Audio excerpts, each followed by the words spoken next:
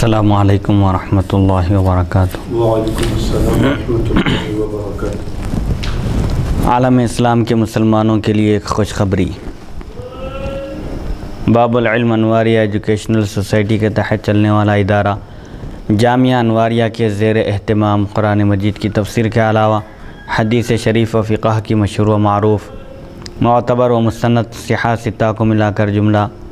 25 کتابوں کی video recording کا سلسلہ شروع ہو چکا ہے۔ اسی کی ایک سنہری کڑی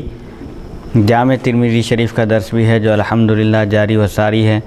بیات شیخ المشائخ حضرت سید محمد عبد القدیر الحسینی المعروف نورانی پاشا رحمۃ اللہ علیہ، بانی و فاؤنڈر جامعہ انواریہ و باب العلم انواریہ ایجوکیشنل سوسائٹی حیدرآباد۔ سب سے پہلے عربی عبارت پڑھی جائے گی، ترجمہ کیا جائے گا اور احادیث شریفہ کی مختصر سی تشریح بیان کی جائے گی تاکہ احکام شریعت سمجھنے میں آسانی ہو اور ہم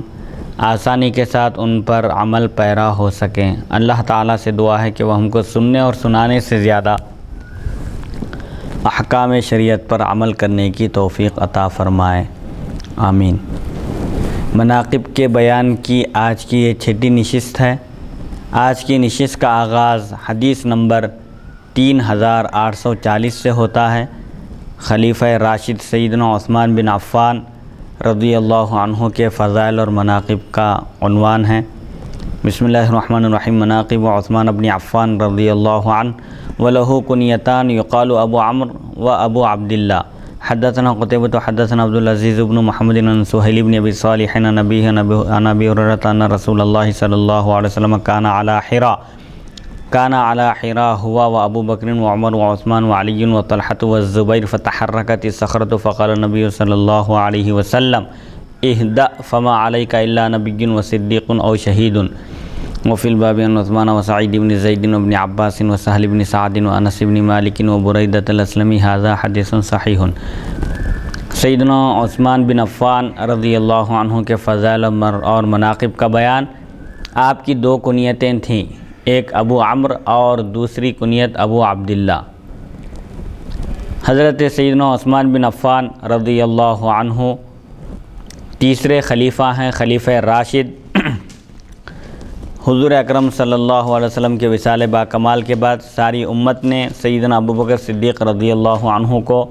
خلافت کے لیے منتخب کیا۔ پھر حضرت سیدنا ابو بکر صدیق رضی اللہ عنہ نے اپنے وصال با کمال سے پہلے سیدنا عمر فاروق رضی اللہ عنہ کو نامزد کیا، خلیفہ مقرر کیا اور فرمایا کہ میں نے اپنے کسی رشتہ دار کو خلیفہ منتخب نہیں کیا بلکہ امت میں جو سب سے بہتر شخص ہے میری نظر میں نے اس شخص کو خلیفہ منتخب کیا ہے۔ پھر آپ نے امت کے بارے میں عمر فاروق رضی اللہ عنہ کو نصیحت فرمائی۔ پھر جب حضرت سیدنا عمر بن خطاب رضی اللہ عنہ کی شہادت پیش آئی، آپ نے اپنے وصال سے پہلے، انتقال فرمانے سے پہلے آپ نے خلافت کے معاملے کو 6 افراد کے حوالے کر دیا اور امت سے فرمایا لوگوں سے کہ یہ 6 وہ افراد ہیں جن سے رسول اللہ صلی اللہ علیہ وسلم بوقت وصال راضی تھے اور جنہیں رسول اللہ صلی اللہ علیہ وسلم نے دنیا میں ہی جنتی ہونے کی خوشخبری عطا فرمائی تھی۔ ان 6 افراد میں سیدنا عثمان بن عفان اور حضرت سیدنا علی مرتضیٰ کرم اللہ وجہہ بھی تھے۔ 6 میں سے دونوں نے خلافت سے دستبرداری اختیار کر لی۔ پھر اس کے بعد غالباً حضرت عبد الرحمن بن عوف رضی اللہ عنہ لوگوں سے مشورہ کرتے کہ حضرت عثمان اور حضرت علی رضی اللہ عنہ دونوں میں سے کس کو خلیفہ بنانا چاہیے، تو بہت سارے لوگوں نے عثمان غنی رضی اللہ عنہ کے بارے میں مشورہ دیا اور رائے دی کہ عثمان بن عفان رضی اللہ عنہ اس ذمہ داری کو سنبھالنے کے اہل ہیں اور اس ذمہ داری کو بحسن و خوبی انجام دے سکتے ہیں۔ پھر حضرت عبد الرحمن بن عوف رضی اللہ عنہ نے حضرت عثمان غنی رضی اللہ عنہ کے سامنے بھی خلافت کا ذکر کیا اور خلافت کی ذمہ داریوں کو پیش کیا۔ سیدنا علی بن ابی طالب کرم اللہ وجہہ کے سامنے بھی آپ نے خلافت کی ذمہ داریوں کو پیش کیا تو حضرت علی رضی اللہ عنہ نے انکار کر دیا، اور جب حضرت عثمان بن عفان رضی اللہ عنہ کے سامنے آپ نے خلافت کا ذکر کیا، خلافت کی ذمہ داریوں کا ذکر کیا اور فرمایا کہ یہ ذمہ داریاں ہیں خلافت کی، خلیفہ وقت کے یہ کام ہوتے ہیں، تو آپ نے قبول کر لیا۔ حضرت عبد الرحمن بن عوف رضی اللہ عنہ نے آپ کے ہاتھ پر بیعت کی اور آپ کو خلیفہ منتخب کیا۔ تو خلیفہ راشد حضرت سیدنا عثمان بن عفان رضی اللہ عنہ کے فضائل اور مناقب بے شمار ہیں۔ اہل اسلام پر آپ کے بہت سارے احسانات ہیں اور ابتدا میں مسلمان ہونے والوں میں سے آپ کا بھی شمار ہوتا ہے۔ آپ نے رسول اللہ صلی اللہ علیہ وسلم سے 2 مرتبہ جنت خریدی، جیسا کہ آگے ذکر آ رہا ہے۔ سیدنا عثمان بن عفان رضی اللہ عنہ نے اہل اسلام کے لیے بے شمار قربانیاں دی۔ آپ نے مالی تعاون بھی فرمایا، غلاموں کی آزادی میں بھی آپ نے تعاون فرمایا، اور جب کبھی مسلمانوں پر کوئی مصیبت آتی یا کوئی مالی معاملہ ہوتا تو آپ سب سے آگے ہوتے تھے۔ حضرت سیدنا ابو ہریرہ رضی اللہ عنہ سے روایت ہے کہ نبی اکرم صلی اللہ علیہ وسلم حضرت ابو بکر، حضرت عمر، حضرت عثمان، حضرت علی، حضرت طلحہ اور حضرت زبیر رضی اللہ عنہم حرا پر تشریف فرما تھے۔ پہاڑ نے حرکت کی، حرا پر تشریف فرما تھے تو وہ چٹان حرکت کرنے لگی، جھومنے لگی کہ مقدس ہستیاں اس کی پشت پر ٹھہری ہوئی ہیں۔ فرت مسرت سے وہ جھومنے لگی تو نبی کریم صلی اللہ علیہ وسلم نے فرمایا ٹھہر جا، سنبھل جا اور پرسکون ہو جا، کیونکہ تجھ پر نبی، صدیق، تجھ پر ایک نبی اور ایک صدیق اور شہید کے سوا کوئی نہیں۔ اس باب میں حضرت عثمان، سعید بن زید، ابن عباس، سہل بن سعد، انس بن مالک اور بریدہ اسلمی رضی اللہ عنہم سے بھی روایات مذکور ہیں۔ یہ حدیث صحیح ہے۔ اس سے پہلے بھی اس طرح کی ایک حدیث شریف گزر چکی ہے کہ رسول اللہ صلی اللہ علیہ وسلم ابو بکر اور عمر اور عثمان رضی اللہ عنہم جبل احد پہاڑ پر چڑھے تو پہاڑ حرکت کرنے لگا، جھومنے لگا، تو نبی کریم صلی اللہ علیہ وسلم نے فرمایا اے احد سنبھل جا، ٹھہر جا، کیونکہ تجھ پر ایک نبی اور ایک صدیق اور 2 شہید ہیں۔ تو اس میں حضور اکرم صلی اللہ علیہ وسلم کے علم غیب کا ذکر ہے کہ رسول اللہ صلی اللہ علیہ وسلم یہ جانتے تھے کہ کس کو شہادت نصیب ہوگی اور کس کا طبعی فطری انتقال ہوگا۔ چنانچہ آپ نے فرمایا تجھ پر ایک نبی ہیں، احد پہاڑ سے خطاب کر کے فرمایا کہ تجھ پر ایک نبی ہیں، نبی کریم صلی اللہ علیہ وسلم کی ذات مراد ہے، اور صدیق سے مراد سیدنا ابو بکر صدیق رضی اللہ عنہ ہیں، اور 2 شہید سے مراد سیدنا عمر فاروق رضی اللہ عنہ جن کی شہادت واقع ہوئی، اور حضرت عثمان غنی رضی اللہ عنہ جنہیں بھی انتہائی بے دردی کے ساتھ مظلومانہ شہید کر دیا گیا۔ حدیث نمبر 3841 حدثنا ابو هشام الرفاعي وحدثنا يحيى بن اليماني عن شيخ من بني زهرة عن الحارث بن عبد الرحمن بن ابي ذباب عن طلحة بن عبيد الله قال رسول الله صلى الله عليه وسلم لكل نبي رفيق ورفيق يعني في الجنة عثمان هذا حديث غريب وليس اسناده بالقوي وهو منقطع۔ حضرت طلحہ بن عبیدہ رضی اللہ عنہ سے روایت ہے رسول اکرم صلی اللہ علیہ وسلم نے ارشاد فرمایا ہر نبی کا ایک رفیق ہوتا ہے، ایک ساتھی ہوتا ہے جس کو اس نبی کی رفاقت کا شرف حاصل ہوتا ہے، اور جنت میں میرے رفیق عثمان رضی اللہ عنہ ہیں۔ یہ حدیث غریب ہے، اس کی سند قوی نہیں اور یہ منقطع حدیث ہے۔ یعنی حضرت سیدنا عثمان بن عفان رضی اللہ عنہ کے فضائل اور مناقب بیان کیے جا رہے ہیں کہ رسول اللہ صلی اللہ علیہ وسلم فرماتے ہیں کہ ہر نبی کا ایک رفیق ہوتا ہے، ایک ساتھی ہوتا ہے جس کو اس نبی کی رفاقت کا شرف حاصل ہوتا ہے۔ میرے رفیق جنت میں عثمان ہیں۔ اس سے حضرت سیدنا عثمان بن عفان رضی اللہ عنہ کا جنتی ہونا معلوم ہوتا ہے، اور رسول اللہ صلی اللہ علیہ وسلم کے علم غیب کا بھی پتہ چلتا ہے کہ انسان کا خاتمہ ایمان پر ہو، عمل صالح والا ہو تو وہ جنتی ہوگا۔ اس میں حضرت عثمان بن عفان رضی اللہ عنہ کی عظیم منقبت اور فضیلت بیان کی جا رہی ہے کہ آپ کو جنت میں رسول اللہ صلی اللہ علیہ وسلم کی رفاقت کا شرف حاصل ہوگا۔ یہ خصوصیتیں ہوتی ہیں صحابہ کرام کی، اللہ تعالیٰ اور حضور اکرم صلی اللہ علیہ وسلم ان پر انعامات کی بارش کرتے ہیں۔ کبھی خصوصیت ہوتی ہے کسی کے علم کی وجہ سے، کسی کے تقوی کی وجہ سے، کسی کے زہد کی وجہ سے، حسن و جمال کی وجہ سے یا حسب نسب کی وجہ سے، بہرحال ہر ایک کو ایک الگ الگ خصوصیتیں اللہ تعالیٰ نے عطا فرمائیں۔ حدیث نمبر 3842 حدثنا عبداللہ بن عبد الرحمن اخبرنا عبداللہ بن جعفر الرقی حدثنا عبید اللہ بن عمر عن زید هو ابن ابی انیسۃ عن ابی اسحاق عن ابی عبد الرحمن السلمی قال لما حصر عثمان واشرف علیہم فوق دارہ ثم قال اذکرکم باللہ هل تعلمون ان حرا حین انتفض قال رسول اللہ صلی اللہ علیہ وسلم اثبت حرا فلیس علیک الا نبی وصدیق وشہید قالوا نعم قال اذکرکم باللہ هل تعلمون ان رسول اللہ صلی اللہ علیہ وسلم قال فی جیش العسرۃ من ينفق نفقۃ متقبلۃ والناس مجہدون معسرون فجہزت ذلک الجیش قالوا نعم ثم قال اذکرکم باللہ هل تعلمون ان بئر رومۃ لم یکن یشرب منها احد الا بثمن فابتعتها فجعلتها للغنی والفقیر وابن السبیل قالوا اللهم نعم واشیاء عدها هذا حدیث حسن صحیح غریب من هذا الوجه من حدیث ابی عبد الرحمن السلمی عن عثمان۔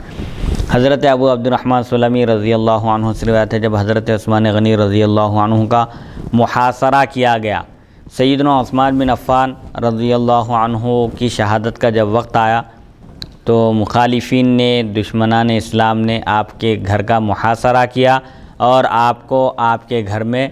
قید کر دیا، محصور کر دیا۔ تو آپ مکان کے اوپر سے لوگوں کی طرف متوجہ ہوئے، آپ مکان کی چھت پر چڑھ کر لوگوں کی طرف متوجہ ہوئے، رخ کر کے فرمایا میں تمہیں اللہ کی قسم دے کر یاد دلاتا ہوں، کیا تم جانتے ہو کہ جب حرا پہاڑ حرکت کرنے لگا، جھومنے لگا، تو رسول اللہ صلی اللہ علیہ وسلم نے فرمایا اے حرا ٹھہر جا، سنبھل جا،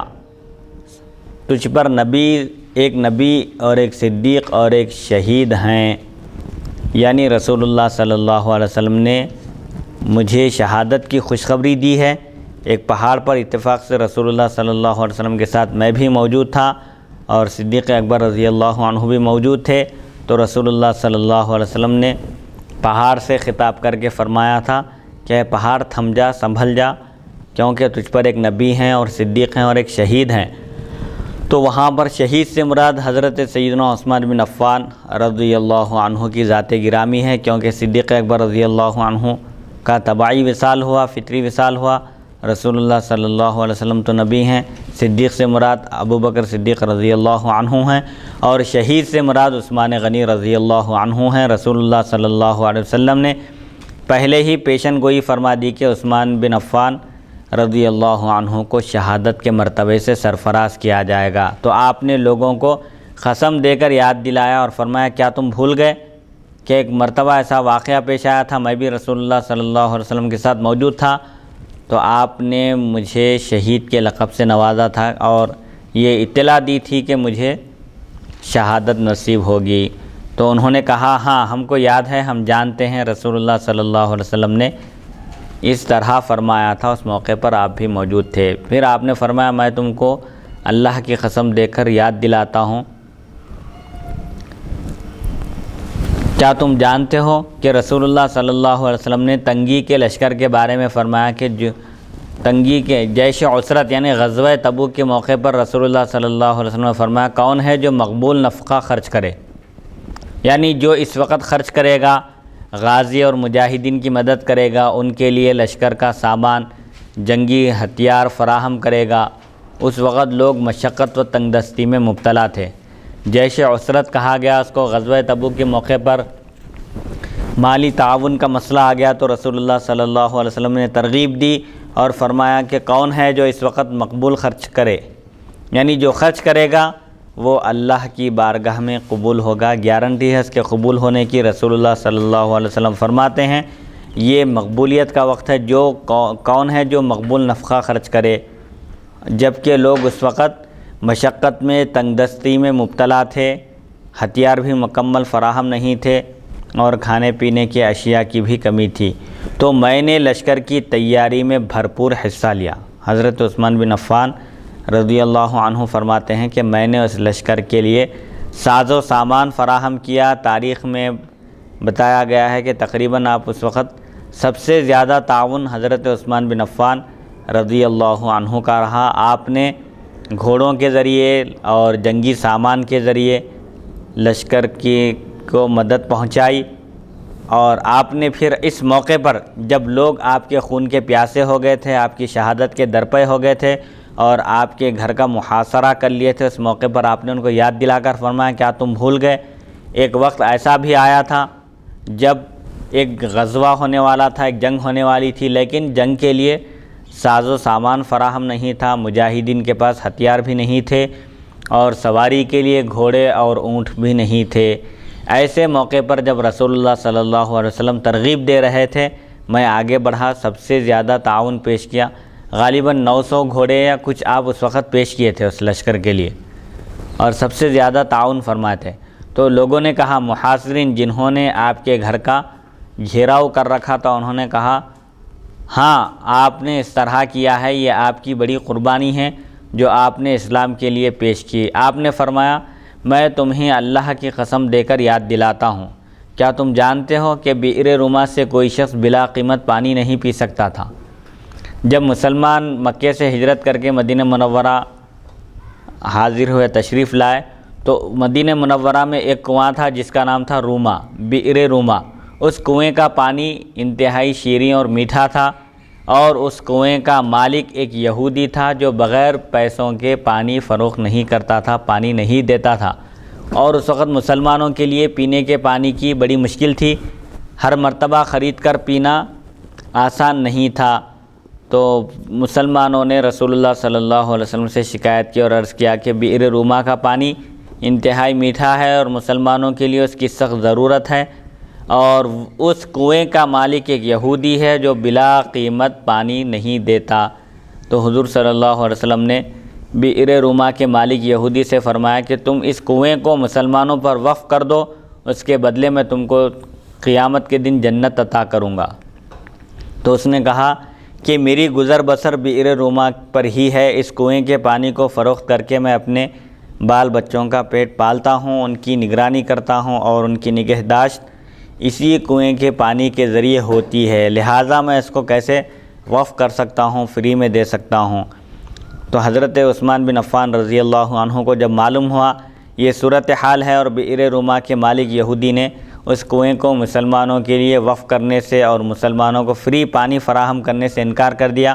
تو آپ رسول اللہ صلی اللہ علیہ وسلم کی خدمت میں حاضر ہوئے اور عرض کیا کہ اگر بئر روما کو میں خرید کر اپنے ذاتی صرفے سے، اپنے ذاتی پیسوں سے خرید کر مسلمانوں کے لیے وقف کر دوں تو کیا اس خوشخبری کا میں مستحق قرار پا سکتا ہوں؟ تو رسول اللہ صلی اللہ علیہ وسلم نے فرمایا ہاں۔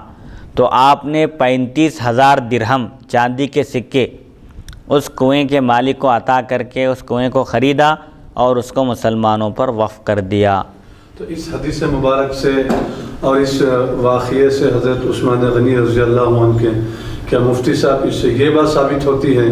کہ اکثر بعض لوگ یہ بولتے کہ بھائی آپ کوئی اگر عبادت کرتے ہیں، چنانچہ قرآن مجید میں اللہ تعالیٰ ارشاد فرماتا ہے وَرِضْوَانٌ مِّنَ اللَّهِ اکبر، اللہ کو راضی کرنا اور خوش کرنا یہی سب سے بڑا عمل ہے۔ تو اگر ہم کوئی عمل اگر کرتے ہیں تو وہ صرف اللہ کو راضی کرنے کے لیے کرنا چاہیے، نہ جنت کے لیے کرنا چاہیے، نہ دوزخ سے حفاظت کے لیے، اس سے محفوظ اور بچنے کے لیے کرنا چاہیے، بلکہ خالص اللہ کے لیے کرنا چاہیے، بلکہ جنت کے لیے بھی کوئی نیک اعمال اور کوئی عبادت نہیں کرنا چاہیے۔ تو اس حدیث مبارک سے یہ بات ثابت ہوتی ہے کہ حضرت عثمان غنی رضی اللہ عنہ حبیب مکرم صلی اللہ علیہ وسلم کی بارگاہ میں عرض کرتے ہیں کہ یا رسول اللہ، کیا میں اس خوشخبری کا مالک بن سکتا ہوں، اس جنت مجھ کو حاصل ہو سکتی ہے اگر یہ میں کنواں جو ہے مسلمانوں کے لیے خرید کر وقف کر دوں؟ حضور فرمائے ہاں۔ تو اس سے معلوم یہ ہوا کہ اللہ کے لیے عبادت کرنا، اللہ کو راضی کرنے کے لیے کرنا یہ اونچے درجے کا عمل ہے، لیکن جنت کے لیے بھی، جنت کے خاطر بھی اگر کوئی عبادت کرتے ہیں تو جائز کر سکتا ہے۔ کیا یہ ثابت؟ کیونکہ قرآن مجید میں اللہ تعالیٰ خود فرماتا ہے وَتِلْكَ الْجَنَّةُ الَّتِي أُورِثْتُمُوهَا بِمَا كُنْتُمْ تَعْمَلُونَ۔ ترغیب کے لیے اللہ تعالیٰ نے خود قرآن مجید میں نیک عمل کرنے والوں کو جنت کی خوشخبری سنایا، اور جو برے اعمال کرتے ہیں، بدعملیوں کا شکار ہیں، بدعملیوں میں مبتلا ہیں، ان کو جہنم کے عذاب سے ڈرایا۔ انسان کی یہ فطرت ہے کہ انسان کو جب کسی چیز کی ترغیب دی جاتی ہے، کوئی کام لینا ہوتا ہے، اس کو جب ترغیب دی جاتی ہے، کوئی آفر کیا جاتا ہے تو فوراً دل قبول کرنے کے لیے تیار ہو جاتا ہے۔ عام طور پر یہ مشاہدہ ہے چھوٹے بچوں کو بھی دیکھیے، اگر کوئی لالچ دیا جاتا ہے، ان کو کوئی آفر کیا جاتا ہے تو فوراً کام کرنے کے لیے، بات ماننے کے لیے، بات سننے کے لیے تیار ہو جاتے ہیں بلا تشبیہ و تمثیل۔ اللہ تعالیٰ نے بندوں کو راحت پہنچانے کے لیے، ان کو ابدی نعمتوں سے سرفراز کرنے کے لیے جنت بنائی ہے، اور دوزخ اس لیے بنائی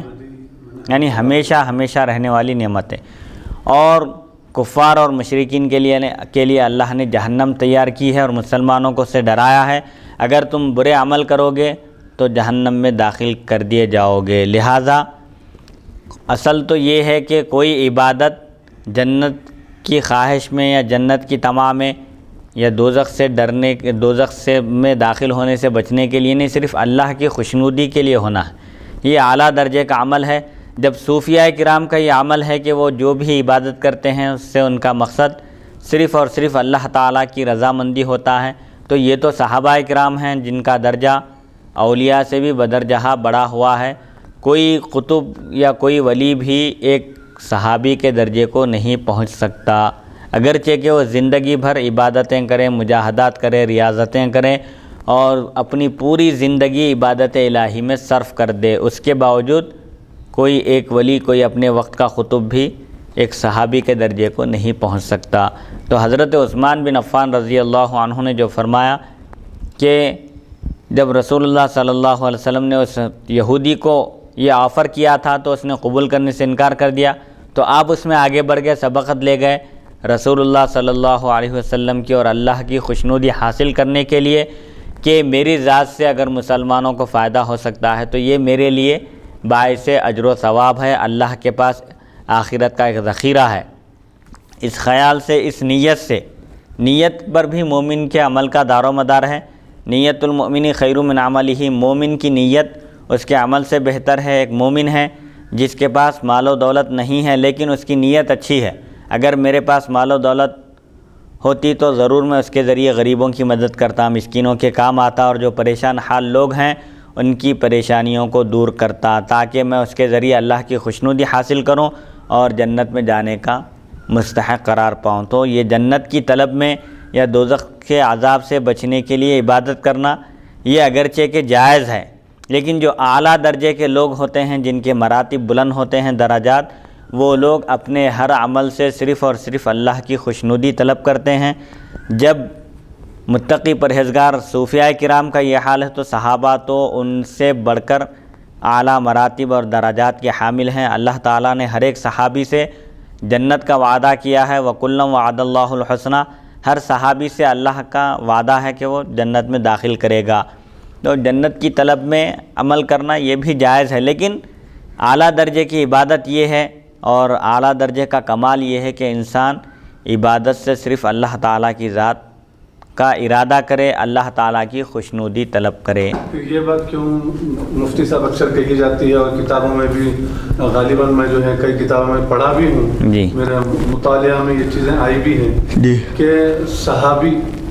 جو ایمان کی حالت میں حضور صلی اللہ علیہ وسلم کو جاگتی ہوئی حالت میں جی، ایک لمحے کے لیے اپنی آنکھوں سے حضور کا دیدار کیا تو اس شخص کو صحابی کا شرف حاصل ہو جاتا ہے، جی، اور وہ صحابی ہو گئے۔ جی، تو لیکن اس میں ایمان پر خاتمہ ہونا بھی شرط ہے، جیسا کہ آپ کتابوں میں فرما رہے ہیں کہ صحابی تو ہے لیکن اگر ایمان پہ خاتمہ ہو جائے تو اس کی جو ہے بڑی ضمانت ہے۔ جی، تو پھر یہ ایمان پر، جبکہ اللہ تعالیٰ خود تمام صحابہ سے یہ ارشاد فرماتا ہے کہ جتنے صحابہ ان سب کے لیے جنت ہے، جب تمام صحابہ کے لیے جنت ہے تو پھر کتابوں میں یہ بات کیوں لکھی گئی ہے کہ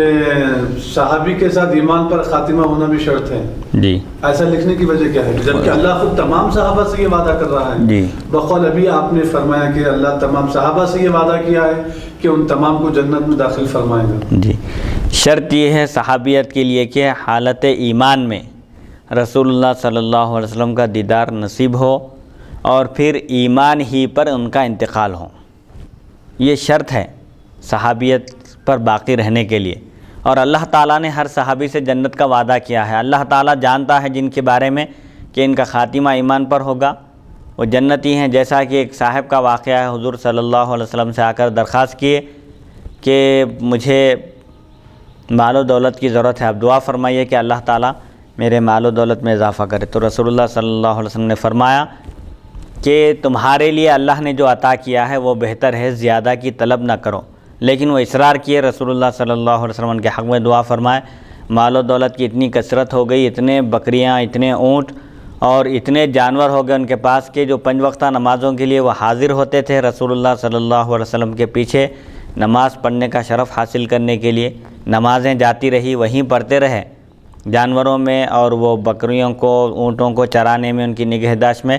ایسے مصروف ہو گئے کہ 5 وقتہ نمازیں چھوٹ گئی۔ پھر ایک مرحلہ ایسا آیا کہ جمعہ میں آتے تھے، جمعہ بھی چھوٹ گیا۔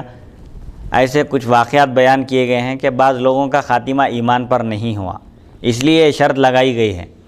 کہ صحابی ہونے کے لیے صرف مسلمان ہو گئے کافی نہیں ہے، بلکہ رسول اللہ صلی اللہ علیہ وسلم پر ایمان لانے کے بعد اس پر باقی رہنا۔ کبھی ایسا ہوتا ہے کہ انسان ایمان لانے کے بعد نعوذ باللہ من ذالک مرتد ہو جائے تو پھر توبہ کی توفیق ہو جاتی ہے اس کو، پھر توبہ کر کے پھر مسلمان ہو جاتا ہے۔ ایسے بھی بعض واقعات ہیں۔ تو ہر ایک صحابی سے جنت کا وعدہ ہے، تو اللہ تعالیٰ جانتا ہے کون صحابی باقی رہنے والے ہیں اور کون باقی رہنے والے نہیں ہیں، تو یہ اللہ تعالیٰ کے علم میں ہے۔ اسی لیے اللہ تعالیٰ نے جتنے بھی ایمان پر صحابہ انتقال کیے ان سے اللہ کا جنت کا وعدہ ہے کہ اللہ ان کو جنت میں داخل کرے گا۔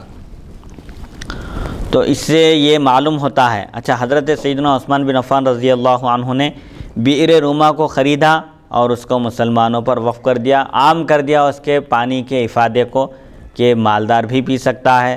فقیر تنگ دست بھی پی سکتا ہے اور مسافر بھی پی سکتا ہے۔ لوگوں کے سامنے یہ ذکر کیے، کیا تم جانتے ہو کہ میں نے ایسا ایسا کیا ہے، تمہارے لیے میں نے یہ قربانیاں دی ہیں، مسلمانوں کی سہولت کی خاطر، ان کو فائدہ پہنچانے کی خاطر۔ میرا کوئی اس میں ذاتی نفع نہیں تھا، لیکن میں نے بہت ساری خطیر رقم خرچ کر کے صرف اللہ اور اس کے رسول کی خوشنودی حاصل کرنے کے لیے، مخلوق کی خدمت میں اللہ اور اس کے رسول کی خوشنودی ہے۔ جو مخلوق کو جتنا زیادہ فائدہ پہنچائے گا وہ اللہ کے پاس اتنا محبوب اور مقرب ہے۔ جیسا کہ ایک حدیث شریف میں حضور صلی اللہ علیہ وسلم نے فرمایا، الخلق عیال اللہ، مخلوق اللہ کا کنبہ ہے، فاحب الخلق من احسن الی عیالہ، تمام مخلوق میں اللہ کو سب سے زیادہ محبوب اور پسندیدہ وہ شخص ہے جو اس کے کنبے کے ساتھ حسن سلوک کرے، ان کے ساتھ اچھا معاملہ کرے، ان کو فائدہ پہنچائے۔ خیر الناس من ینفع الناس، سب سے بہترین شخص وہ ہے جو لوگوں کو فائدہ پہنچائے۔ تو آپ نے یہ ایک کام کیا،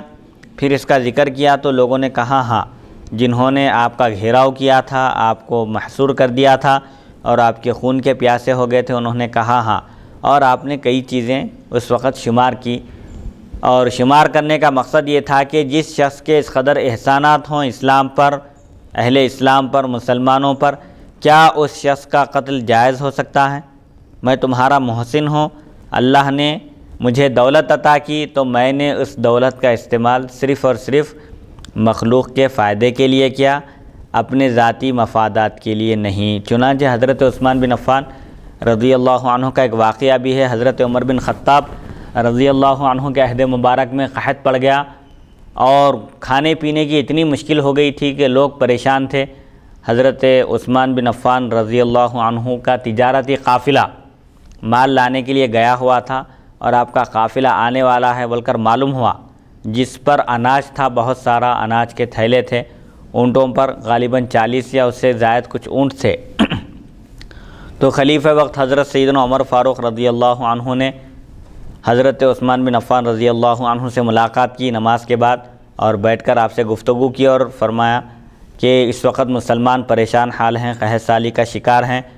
اور لوگ اس وقت مصیبت میں مبتلا ہیں۔ آپ کے پاس جو اناج آنے والا ہے باہر سے، اگر آپ اس اناج کو بازار میں فروخت کرنے کے بجائے حکومت آپ کو اس کا 10 گنا اضافہ دے گی، 10,000 روپے کا مال ہے تو 1 لاکھ روپے دے گی آپ کو، اور آپ وہ حکومت کے ہاتھ فروخت کیجئے تاکہ حکومت کے تحت، حکومت کی نگرانی میں وہ مال قحط زدہ لوگوں میں تقسیم کیا جا سکے۔ تو حضرت عثمان بن عفان رضی اللہ عنہ نے فرمایا، غالباً حضرت عمر رضی اللہ عنہ نے ڈبل پیشکش کی تھی کہ جتنے کا وہ مال ہے اس کا ڈبل دیا جائے گا آپ کو۔ تو حضرت عثمان بن عفان رضی اللہ عنہ نے فرمایا، میں نے اس مال کو اس ذات کو فروخت کر دیا ہے جو ایک اناج، ایک تھیلا اناج کا بدلہ 10 تھیلے اناج سے دے گی، یعنی ایک نیکی کا بدلہ 10 نیکی کے برابر دے گی، اس ذات کو فروخت کر دیا۔ یہ کہہ کر آپ نے جتنے اونٹ آپ کے اناج سے لدے ہوئے بھرے ہوئے تھیلے لے کر آ رہے تھے، سب کے سب آپ نے مفت یعنی بغیر پیسے لیے کہ اللہ کی راہ میں آپ نے خیرات کر دیا۔ اس وقت جو لوگ پریشان حال تھے، قحط کا شکار ہو گئے تھے، ان کے درمیان وہ اناج تقسیم کر دیا گیا۔ یہ حضرت عثمان بن عفان رضی اللہ عنہ کی سخاوت ہے، یہ آپ کی قربانیاں ہیں کہ آپ نے اپنی ذات سے زیادہ لوگوں کو ترجیح دی اور ان کے فائدے کے لیے آپ نے کام کیا۔ اور اس طرح شمار کرنا، گنانا یہ اس وقت جائز ہے جبکہ لوگ نعمت کی ناقدری کر رہے ہوں۔ ایک شخص محسن ہے، احسان کر رہا ہے، لیکن اس کے رشتہ دار ہیں یا اس کے محلے والے ہیں یا اس کے دوست احباب ہیں اور اس کی ناقدری کر رہے ہیں، تو ایسے موقع پر شریعت میں اجازت ہے کہ انسان اپنی نیکیوں کا ذکر کرے، ان کے ساتھ جو حسن سلوک کیا اس کا ذکر کر سکتا ہے تاکہ ان کو تنبیہ کی جا سکے۔ بھول گئے کیا میں نے تمہارے ساتھ کیا کیا احسانات کیے؟ جیسے عام طور پر دیکھنے میں آتا ہے، لوگ بولتے ہیں، کوئی ناقدری کرتے ہیں، احسان فراموش بن جاتے ہیں تو کہتے ہیں کہ بھائی اس پر میرا احسان ہے، میری وجہ سے یہ آج اس عہدے پر ٹکا ہوا ہے، میری وجہ سے اس کو یہ ترقی ہوئی ہے۔ تو اس طرح کہہ سکتے ہیں، احسان جتانے کے لیے نہیں، بلکہ اگر کوئی احسان فراموش ہو گیا ہے، ناقدری کر رہا ہے اور احسان کرنے والے کو ہی نقصان پہنچانے کے درپے ہے، تو اس وقت اس کو یاد دلایا جا سکتا ہے، تنبیہ کی جا سکتی ہے۔ تنبیہ کے طور پر اس طرح کہا جا سکتا ہے۔ یہ احسان جتا کر نیکیوں کو ضائع کرنا نہیں ہے، بلکہ یہاں پر صرف احسانات کو یاد دلانا ہے کہ تم پر میرے یہ احسانات ہیں، لہٰذا تم کم سے کم احسان فراموش نہ بنو، احسان کی قدر نہ کرو، احسان کا بدلہ نہ چکا سکو تو کم سے کم احسان فراموش تو نہ بنو۔ مطلب نقصان تو مت پہنچاؤ۔ ہاں، نقصان تو مت پہنچاؤ۔ حدیث نمبر 3843، حدثنا محمد بن بشار حدثنا ابو داود حدثنا سکن بن المغیرۃ ویکنى ابا محمد مولى لآل عثمان قال اخبرنا الولید بن ابی ہشام عن فرقد بن ابی طلحة عن عبد الرحمن بن حباب قال شهدت النبي صلی اللہ علیہ وسلم وهو يحث على جيش العسرة فقام عثمان بن عفان فقال يا رسول الله علي 100 بعير بأحلاسها وأقطابها في سبيل الله ثم حث على الجيش فقال عثمان فقال يا رسول الله علي 100 بعير بأحلاسها وأقطابها في سبيل الله ثم حث على الجيش فقام عثمان فقال علي 300 بعير بأحلاسها وأقطابها في سبيل الله فأنا رأيت رسول الله صلى الله عليه وسلم ينزل على المنبر وهو يقول ما على عثمان ما عمل بعده هذه ما على عثمان ما عمل بعد هذا ما على عثمان ما عمل بعد هذا حدیث غریب من هذا الوجه وفي الباب عن عبد الرحمن بن سمرة۔ حضرت عبد الرحمن بن خباب رضی اللہ عنہ سے روایت ہے، میں بارگاہ نبوی صلی اللہ علیہ وسلم میں حاضر تھا کہ حضرت صلی اللہ علیہ وسلم اسرت کے متعلق غزوہ تبوک کے موقع پر بہت تنگی تھی، مسلمانوں کے پاس ہتھیار بھی نہیں تھا، ساز و سامان بھی نہیں تھا، لشکر تیار کرنے کے لیے کوئی اسباب فراہم نہیں تھے۔ ایسے موقع پر رسول اللہ صلی اللہ علیہ وسلم لوگوں کو ترغیب دے رہے تھے، اللہ کی راہ میں خرچ کرنے پر ابھار رہے تھے، وعظ و نصیحت فرما رہے تھے۔ حضرت عثمان بن عفان رضی اللہ عنہ اس مجلس میں موجود تھے، انہوں نے اٹھ کر عرض کیا، یا رسول اللہ صلی اللہ علیہ وسلم، اللہ کے راستے میں 100 اونٹ میں پالان میرے ذمے ہیں، یعنی اللہ کی راہ میں 100 اونٹ میں فراہم کروں گا غازیوں کے لیے، اور اس اونٹ کا ساز و سامان بھی میرے ذمے ہے، اس کا کجاوا، اس پر جو پالان وغیرہ جو بچھایا جاتا ہے، جو اس کی چیزیں ہوتی ہے غازی کے لیے، اونٹ کے ساتھ سواری کے ساتھ جو چیزیں چاہیے، ایسے 100 اونٹ میں فراہم کروں گا، یہ میری ذمہ داری ہے، میں قبول کرتا ہوں۔ جیسے عام طور پر کہیں مسجد کی تعمیر ہوتی ہے، توسیع ہوتی ہے، تو لوگ اپنی طرف سے چندہ لکھاتے ہیں، اس میں ڈونیشن عطیہ کہ میری طرف سے 5000 روپے، 10,000 روپے۔ ایسے ہی صحابہ کرام کا بھی یہ جذبہ تھا، وہ فوراً جب ایسی کوئی ترغیب دی جاتی اسلام کی شان و شوکت کے لیے، اسلام کے رعب و دبدبے کے لیے اور دشمنان اسلام کی سرکوبی کے لیے، جس طرح کی بھی ترغیب دی جاتی، صحابہ کرام رضی اللہ عنہم فوراً نیکیوں میں سبقت لے جاتے۔ عثمان بن عفان رضی اللہ عنہ اٹھ کر عرض کیے، جب ترغیب دی گئی تو عرض کیے کہ 100 اونٹ میرے ذمے ہیں۔ حضور صلی اللہ علیہ وسلم نے پھر ترغیب دلائی تو حضرت عثمان رضی اللہ عنہ پھر اٹھے اور عرض کیا، یا رسول اللہ صلی اللہ علیہ وسلم، اللہ کے راستے میں 200 اونٹ میں پالان میرے ذمے ہیں، 100 اونٹ کہے تھے، پھر اور 100 اونٹ کا اضافہ کیے، دیکھے کہ لشکر کے لیے زیادہ سخت ضرورت ہے، اس لیے آپ اٹھ کر اور اس میں اضافہ کیے 100 اونٹوں کا۔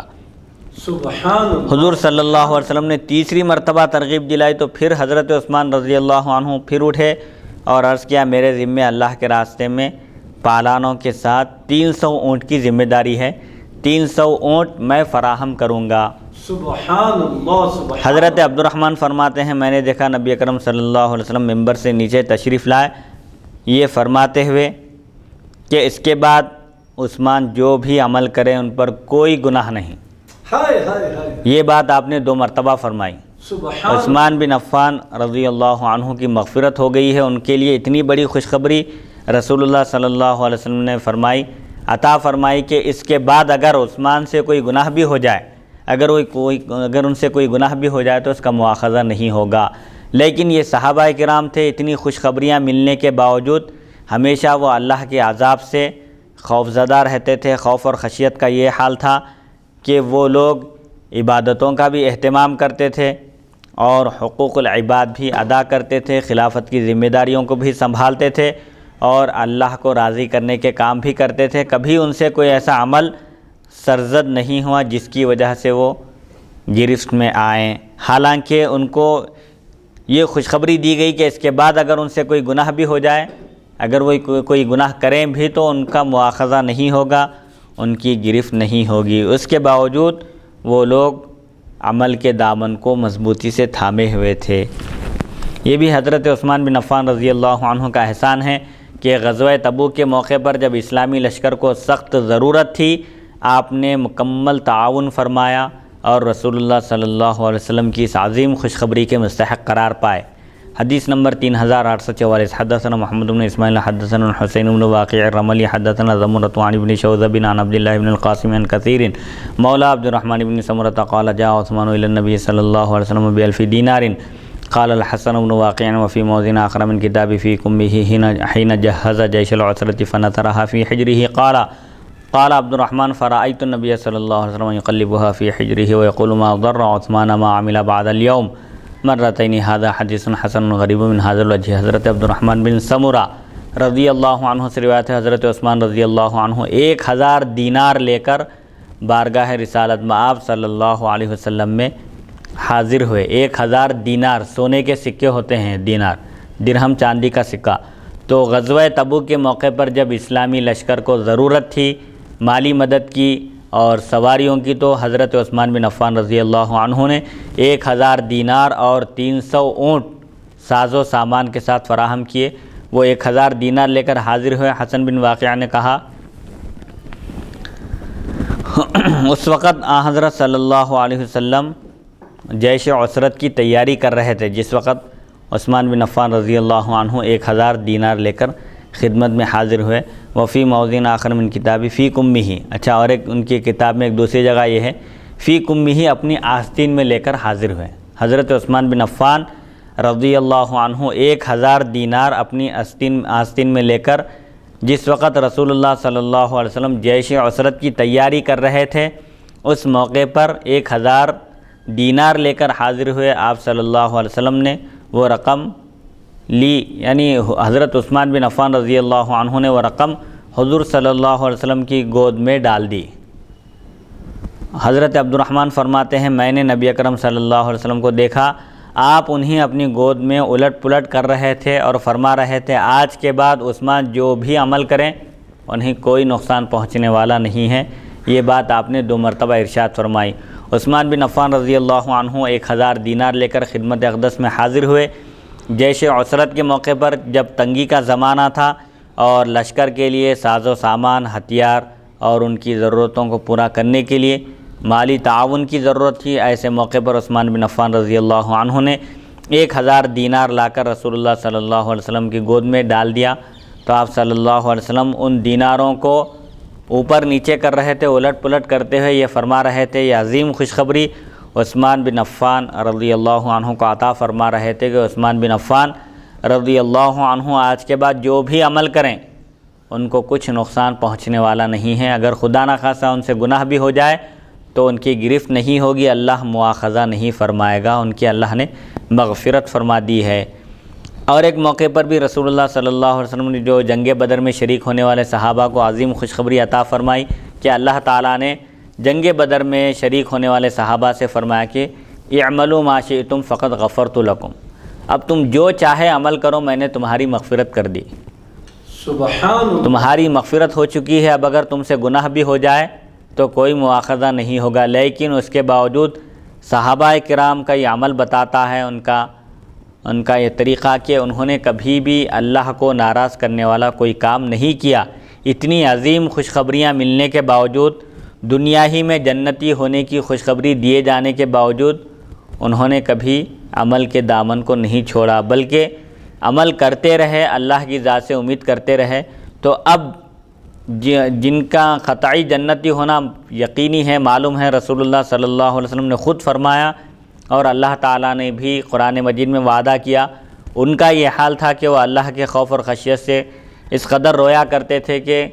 اکثر تو آخر عمر میں نابینا ہو جاتے تھے، ان کی بینائی چلے جاتی تھی، روتے روتے بصارت ختم ہو جاتی تھی۔ تو اب بعض لوگ جو صرف یہ کہتے ہیں کہ عمل کی ہم کو ضرورت نہیں ہے، یہ بالکل غلط ہے اور شیطانی وسوسہ ہے۔ شیطان یہ چاہتا ہے کہ مسلمانوں کو عملی میدان سے بہت دور رکھے، حالانکہ صحابہ کرام رسول اللہ صلی اللہ علیہ وسلم سے محبت کرتے تھے اور محبت ہی کا نتیجہ تھا کہ وہ رسول اللہ صلی اللہ علیہ وسلم کی ہر بات پر عمل کیا کرتے تھے۔ تو ہم صرف محبت کا دعویٰ کریں، عشق کا دعویٰ کریں اور عملی میدان میں پیچھے رہیں تو یہ ہم اپنے دعوے میں جھوٹے قرار دیے جائیں گے، کیونکہ جس سے محبت ہوتی ہے وہ اس کی ہر بات مانتا ہے۔ تو رسول اللہ صلی اللہ علیہ وسلم کے جو احکام ہیں، آپ کے جو فرامین ہیں، فرمودات، آپ کے ارشادات پر عمل کرنا ہی آپ سے محبت کا حقیقی ثبوت ہے۔ حدیث نمبر 3845، حدثنا ابو زرعہ حدثنا حسن بن بشر حدثنا الحکم بن عبد الملک عن قتادہ عن انس بن مالک قال لما امر رسول اللہ صلی اللہ علیہ وسلم ببیعۃ الرضوان کان عثمان بن عفان رسول اللہ صلی اللہ علیہ وسلم الى اہل مکہ قال فبايع الناس فقال رسول اللہ صلی اللہ علیہ وسلم ان عثمان فی حاجۃ اللہ وحاجۃ رسولہ فضرب باحدى یدیہ علی الاخرى فكانت ید رسول اللہ صلی اللہ علیہ وسلم لعثمان خیرا من ایدیہم لانفسہم ھذا حدیث حسن صحیح غریب۔ حضرت انس بن مالک رضی اللہ عنہ سے روایت ہے، جب رسول اکرم صلی اللہ علیہ وسلم نے بیعت رضوان کا حکم فرمایا، سن 6 ہجری میں رسول اللہ صلی اللہ علیہ وسلم صحابہ کرام کے ساتھ احرام باندھ کر عمرے کی نیت سے تشریف لائے، لیکن کفار مکہ نے حدیبیہ کے مقام پر آپ لوگوں کو روک دیا اور کہا کہ اس سال آپ لوگ عمرہ نہیں کر سکتے، آئندہ سال آئیے عمرے کے لیے۔ تو اس موقع پر 1400 صحابہ کرام تھے، ایک درخت کے نیچے رسول اللہ صلی اللہ علیہ وسلم نے بیعت لینے کا حکم دیا۔ اصل وجہ یہ ہوئی کہ رسول اللہ صلی اللہ علیہ وسلم صلح حدیبیہ جہاں پر پیش آئی، اس مقام پر پہنچنے کے بعد عثمان بن عفان رضی اللہ عنہ کو قاصد بنا کر مکے والوں کے پاس بھیجا اور یہ پیغام بھیجا کہ ہم صرف عمرہ کرنے کی نیت سے آئے ہیں، ہمارا ارادہ جنگ اور جدال کا، قتال کا نہیں ہے، ہم صرف عمرہ کرنا چاہتے ہیں اور عمرہ کر کے ہم واپس ہو جائیں گے، کسی کو کوئی نقصان نہیں پہنچائیں گے۔ عثمان بن عفان رضی اللہ عنہ کو آپ نے قاصد بنا کر روانہ فرمایا اور پھر تھوڑی دیر کے بعد عثمان بن عفان رضی اللہ عنہ کی شہادت کی اطلاع ملی، ایک خبر پہنچائی گئی، ایک افواہ پھیل گئی کہ عثمان بن عفان رضی اللہ عنہ کو شہید کر دیا گیا۔ تو رسول اللہ صلی اللہ علیہ وسلم نے عثمان بن عفان رضی اللہ عنہ کی شہادت کا بدلہ لینے کے لیے آپ نے صحابہ کرام کو جمع فرمایا اور کہا کہ مجھ سے بیعت لو، عثمان بن عفان کا بدلہ لیا جائے گا۔ 1400 صحابہ کرام تھے جو درخت کے نیچے جمع ہوئے، جس کا ذکر سورہ فتح میں اللہ تعالیٰ نے بھی فرمایا کہ لقد رضی اللہ عن المؤمنین اذ یبایعونک تحت الشجرۃ، کہ اللہ تعالیٰ ان مومنوں سے راضی ہو گیا جنہوں نے درخت کے نیچے آپ کے دست اقدس پر بیعت کی۔ تو رسول اللہ صلی اللہ علیہ وسلم چونکہ سفیر کو قتل کرنا یہ جنگ کی دعوت دینے کے مترادف ہے، گویا جنگ کی دعوت دینا ہے، سفیر کو قتل کرنا یہ بہت بڑا جرم ہے۔ حضرت عثمان بن عفان رضی اللہ عنہ کو سفیر بنا کر بھیجا گیا تھا اور آپ کی شہادت کی اطلاع جب ہوئی تو رسول اللہ صلی اللہ علیہ وسلم بیعت لیے، اور اس وقت رسول اللہ صلی اللہ علیہ وسلم نے اپنے بائیں ہاتھ کو عثمان بن عفان رضی اللہ عنہ کا سیدھا ہاتھ قرار دیا، چنانچہ لوگوں نے بیعت کی تو رسول اللہ صلی اللہ علیہ وسلم نے فرمایا حضرت عثمان اللہ اور اس کے رسول کے کام میں ہیں، اللہ کا کام اور رسول اللہ صلی اللہ علیہ وسلم کا کام۔ حالانکہ یہاں پر عمرہ کرنے کے لیے رسول اللہ صلی اللہ علیہ وسلم مدینہ منورہ سے ارادہ کر کے نکلے مکہ مکرمہ کا، تو اللہ کا کام فرما رہے ہیں، اللہ کی حاجت فرما رہے ہیں، حالانکہ رسول اللہ کی حاجت ہے، تو رسول اللہ کی حاجت اللہ کی حاجت سے الگ نہیں ہے، اللہ کا کام ضرورت کام، یہاں پر حاجت سے مراد کام ہے۔ عثمان بن عفان رضی اللہ عنہ کو اللہ اور اس کے رسول کے کام سے بھیجا گیا ہے، رسول اللہ کا کام بھی اللہ ہی کا کام ہے، یہ کوئی دو الگ کام نہیں ہے۔ اسی لیے رسول اللہ صلی اللہ علیہ وسلم فرماتے ہیں کہ عثمان اللہ اور اس کے رسول کے کام میں ہیں۔ یہ فرماتے ہوئے آپ نے ایک ہاتھ دوسرے ہاتھ پر مارا تو حضرت عثمان رضی اللہ عنہ کے لیے رسول اللہ صلی اللہ علیہ وسلم کا دست مبارک لوگوں کے اپنے ہاتھوں سے بہتر تھا، یعنی لوگ رسول اللہ صلی اللہ علیہ وسلم کے دست اقدس پر بیعت کیے۔ حضرت عثمان بن عفان رضی اللہ عنہ کی یہ بھی بڑی منقبت ہے کہ رسول اللہ صلی اللہ علیہ وسلم نے اپنے بائیں ہاتھ کو حضرت عثمان بن عفان رضی اللہ عنہ کا سیدھا ہاتھ قرار دے کر ان کی طرف سے بھی بیعت آپ نے لی۔ یہ سب سے بڑی فضیلت ہے، منقبت ہے، چنانچہ فرماتے ہیں کہ رسول اللہ صلی اللہ علیہ وسلم کا دست مبارک عثمان بن عفان رضی اللہ عنہ کے لیے صحابہ کا اپنے ہاتھوں سے بہتر ہے کہ رسول اللہ صلی اللہ علیہ وسلم نے اپنے دست مبارک کو عثمان بن عفان رضی اللہ عنہ کا دست مبارک فرمایا۔ عثمان بن عفان رضی اللہ عنہ کا جذبہ عشق اور رسول اللہ صلی اللہ علیہ وسلم سے والہانہ محبت کا اندازہ اس واقعے سے بھی لگایا جا سکتا ہے صلح حدیبیہ کے موقع پر کہ کفار قریش نے کہا کہ اے عثمان آپ یہاں آئے ہیں سفیر بن کر، آپ کے لیے موقع ہے کہ آپ چاہیں تو کعبے کا طواف کر لیں، آپ عمرہ کر لیجئے، ہم آپ کو موقع دیتے ہیں۔ تو آپ نے فرمایا میں رسول اللہ صلی اللہ علیہ وسلم کے بغیر کوئی عبادت نہیں کرتا۔ تو یہ رسول اللہ صلی اللہ علیہ وسلم سے والہانہ عشق اور محبت کی دلیل ہے کہ صحابہ جو بھی عمل کرتے تھے وہ رسول اللہ صلی اللہ علیہ وسلم کے بغیر اس عمل کو ادھورا اور ناقص سمجھتے تھے۔ حالانکہ آپ کو موقع دیا گیا، کعبہ آپ کے سامنے ہے، آپ طواف کر لیں، عمرہ کر لیں، ہم آپ کو موقع دیتے ہیں، لیکن آپ نے ایسی عظیم عبادت عمرہ اور طواف کو بھی آپ نے ترک کر دیا محض رسول اللہ صلی اللہ علیہ وسلم کی رفاقت نہ ہونے کی وجہ سے۔ آپ نے فرمایا کہ میں طواف بھی کروں گا تو رسول اللہ صلی اللہ علیہ وسلم کی معیت میں، آپ کی رفاقت میں آپ کے ساتھ کروں گا۔ حدیث نمبر 3846 حدثنا عبداللہ بن عبد الرحمن وعباس بن محمد الدوری وغیر واحد المعنى واحد قال وحدثنا سعید بن عامر قال عبداللہ اخبرنا سعید بن عامر ان یحیی بن ابی الحجاج المنقری عن ابی مسعود الجریجی عن ثمامة بن حزن القشیری قال شهدت الدار حين اشرف عليهم عثمان فقال ائتوني بصاحبيكم اللذين لباكم علي قال فجيء بهما كأنهما جملان أو حماران قال فأشرف عليهم عثمان فقال انشدكم بالله والاسلام هل تعلمون ان رسول الله صلى الله عليه وسلم قدم المدينه وليس بها ماء يستعذب غير بئر رؤمة فقال رسول الله صلى الله عليه وسلم من يشتري بئر رؤمة فيجعل دلوه مع دلاء المسلمين بخير له منها في الجنة فاشتريتها من سلب مالي فأنتم اليوم تمنعوني أن أشرب منها حتى أشرب من ماء البحر قالوا اللهم نعم فقال أنشدكم بالله والإسلام هل تعلمون أن المسجد ضاق بأهله فقال رسول الله صلى الله عليه وسلم من يشتري بقعة آل فلان فيزيدها في المسجد بخير له منها في الجنة فاشتريتها من سلب مالي وأنتم اليوم تمنعوني أن أصلي فيها ركعتين قالوا اللهم نعم قال أنشدكم بالله وبالإسلام هل تعلمون أني جهزت جيش العسرة من مالي قالوا اللهم نعم قال ثم قال أنشدكم بالله والإسلام هل تعلمون أن رسول الله صلى الله عليه وسلم كان على سبيل مكة ومعه أبو بكر وعمر وأنا فتحرك الجبل حتى تساقطت حجارته بالحضيض قال فركضه برجله فقال اسكن ثبير فإنما عليك نبي وصديق وشهيدان قالوا اللهم نعم قال الله أكبر شهدوا لي ورب الكعبة إني شهيد ثلاثا هذا حديث حسن وقد روي من غير وجه عن عثمان۔ حضرت ثمامہ بن حزن قشیری فرماتے ہیں میں حضرت عثمان رضی اللہ عنہ کے دولت قدے کے پاس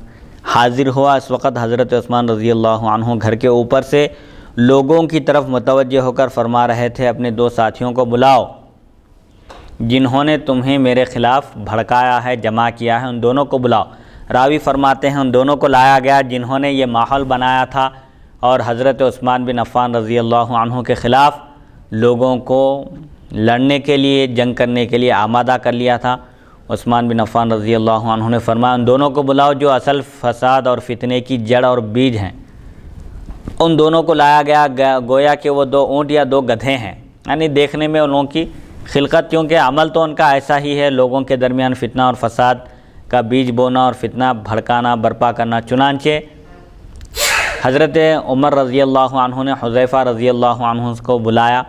جیسا کہ اس سے پہلے بھی عرض کیا جا چکا ہے کہ رسول اللہ صلی اللہ علیہ وسلم نے فرمایا تھا کہ ایک فتنے کا دروازہ ہے جس کو توڑ دیا جائے گا، اس کے بعد فتنے برپا ہوں گے، اور میری امت میں جب تلوار اٹھے گی، نیام سے باہر نکلے گی تو پھر قیامت تک نیام کے اندر نہیں جائے گی۔ حضرت عمر رضی اللہ عنہ نے حذیفہ رضی اللہ عنہ کو بلا کر پوچھا کہ اے حذیفہ اس فتنے کے بارے میں بتاؤ جس کے بارے میں رسول اللہ صلی اللہ علیہ وسلم نے ارشاد فرمایا تھا کہ وہ فتنہ سمندر کے موج کی طرح موجزن ہوگا۔ تو حضرت حذیفہ رضی اللہ عنہ نے عرض کیا کہ فتنے سے مراد آدمی کے لیے اس کے بال بچے ہیں، جن کی وجہ سے وہ مصیبتوں میں گرفتار ہوتا ہے، مالی دولت کے لیے بھاگ دوڑ کرتا ہے، بچوں کی ذمہ داری سنبھالنے کے لیے اور ان کے اخراجات کی تکمیل کے لیے دوڑ دھوپ کرنا پڑتا ہے،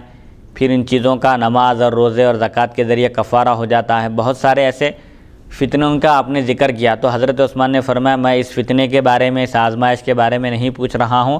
بلکہ میں اس فتنے کے بارے میں پوچھ رہا ہوں کہ جس کے بارے میں رسول اللہ صلی اللہ علیہ وسلم نے فرمایا تھا کہ وہ فتنہ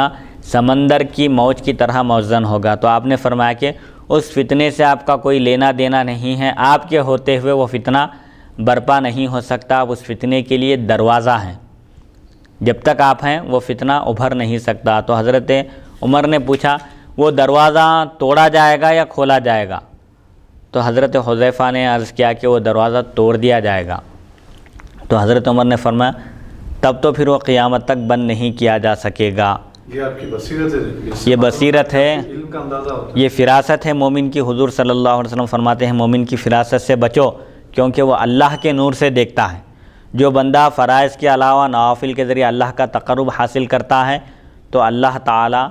اس کو ایسی صفت اور ایسی قوت عطا فرماتا ہے کہ صفت کن کا مالک بنا دیتا ہے۔ وہ جو چاہتے ہیں ان کو نظر آتا ہے، جو سننا چاہتے ہیں وہ اللہ تعالیٰ سنا دیتا ہے، اور جہاں تک دیکھنا چاہتے ہیں اللہ تعالیٰ ان کو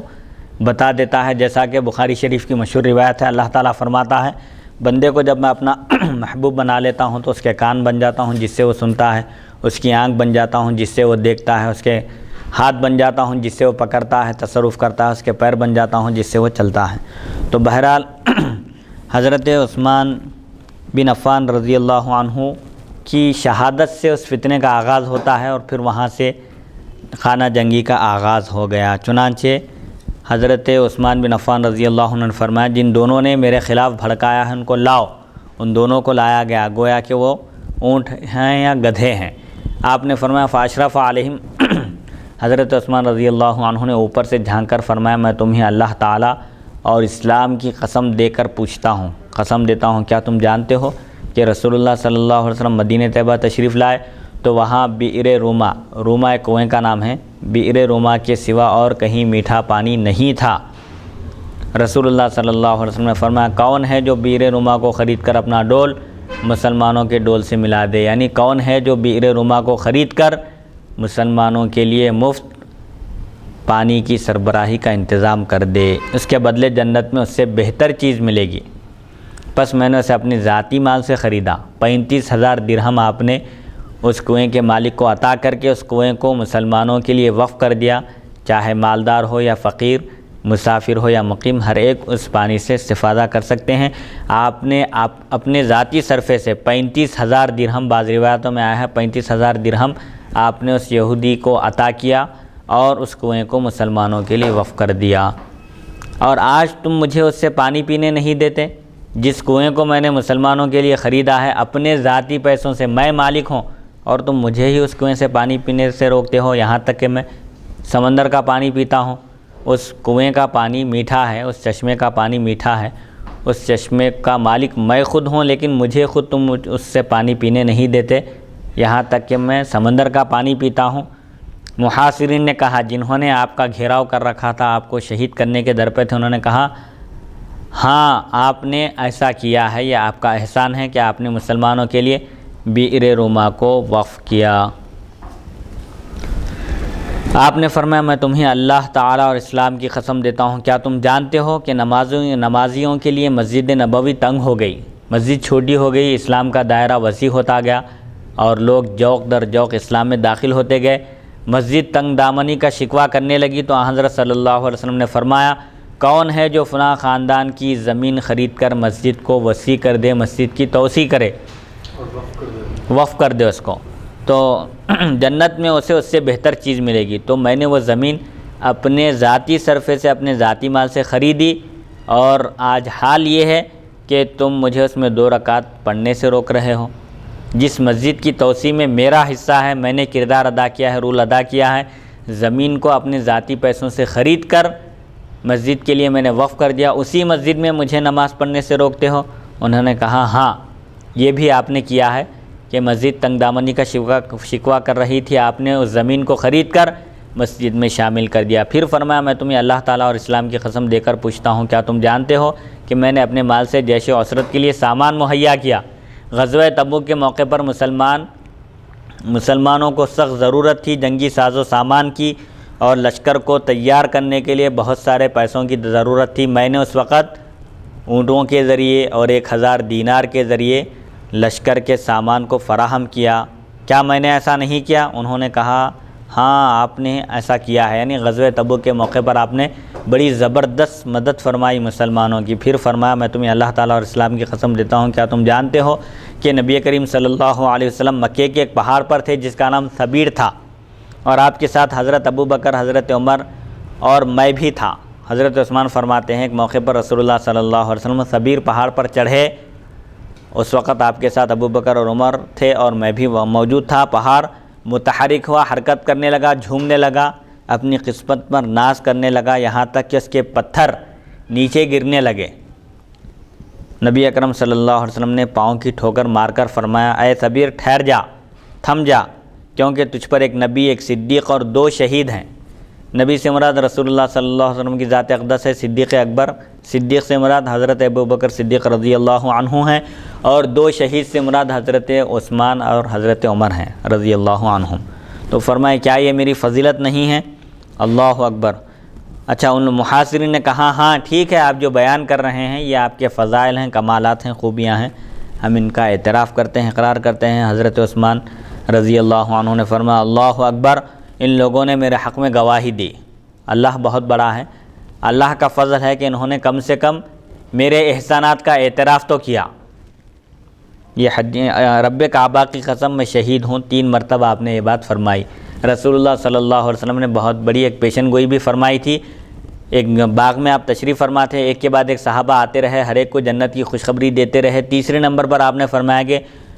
دروازے پر دستک ہوئی تو حضرت ابو ہریرہ سے فرمایا جو بھی آ رہے ہیں ان کو جنت کی خوشخبری دو، اور کہو کہ ان پر ایک مصیبت آنے والی ہے، اس مصیبت پر صبر کرنا، اور اللہ تعالیٰ ان کو ایک قمیص پہنانے والا ہے، لوگ اس قمیص کو اتارنا چاہیں گے، ان سے کہنا کہ شہید ہو جانا لیکن قمیص نہ اتارنا۔ تو اس میں اس بات کی طرف اشارہ تھا کہ اللہ تعالیٰ خلافت کی ذمہ داری عطا فرمائے گا، اور لوگ آپ کو خلافت سے معزول کرنا چاہیں گے، استعفیٰ نہیں دینا، خلافت سے معزول نہیں ہونا، شہید ہو جانا لیکن خلافت نہیں چھوڑنا۔